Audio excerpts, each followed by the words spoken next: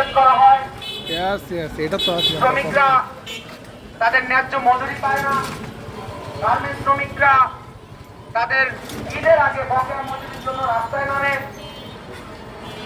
আমরা যদি দেখি আমার দেশের কৃষকরা এত কষ্ট করে মাথার ঘাম পায়ে ফেলে ফসল ফলায়, কিন্তু কৃষকের সার বীজ কীটনাশক সেটা কোম্পানির হাতে।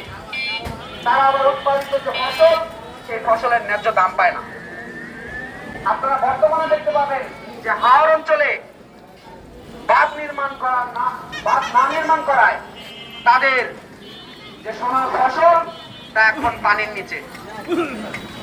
সংগ্রামী বন্ধুগণ, মে দিবস থেকে আমরা সেই শিক্ষায় নিতে চাই যাতে করে যারা এই শোষণমূলক রাষ্ট্র ব্যবস্থা টিকিয়ে রাখে তাদেরকে যেন আমরা উচ্ছেদ করে শ্রমিক, কৃষক, মধ্যবিত্ত, নারী, আদিবাসী সহ নিপীড়িত জনগণের রাষ্ট্র সংস্কার সংবিধান প্রতিষ্ঠা করতে পারি।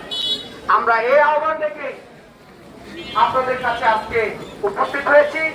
কিছুক্ষণ পরে আমাদের এই ফেস্টুন সজ্জিত যে মিছিল সেটা খোলামোড়া ঘাটের দিকে যাবে। সেখানে আমাদের সমাবেশ, বক্তব্য এবং সাংস্কৃতিক অনুষ্ঠান আয়োজিত হবে। আপনারা যোগদান করুন এবং খোলামোড়া ঘাটের যে প্রোগ্রাম সেই প্রোগ্রাম সফল করতে আপনারা সহযোগিতা করুন। ধন্যবাদ সবাই। দুনিয়ার সর্বহারা এক পাও লড়াই করো, সর্বহারার মতো